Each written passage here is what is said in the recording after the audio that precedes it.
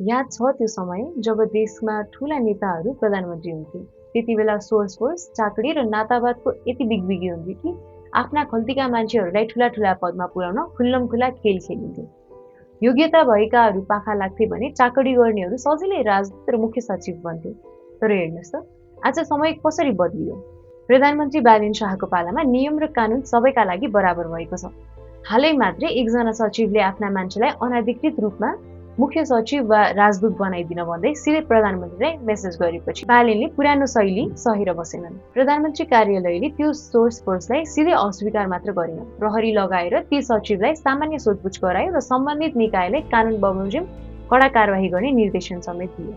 कति सरल, इमान्दार र स्पष्ट काम। न कुनै नातावाद, न कुनै कृपावाद। गल्ती गर्ने जोसुकै होस्, कानुनभन्दा माथि कोही छैनन् भन्ने कुरा प्रधानमन्त्री बालेन शाहले व्यवहारमा प्रमाणित गरेर देखाइदिएका छन्। हामीले खोजेको वास्तविक परिवर्तन र विधिको शासन सायद यसैलाई भनिन्छ। धन्यवाद।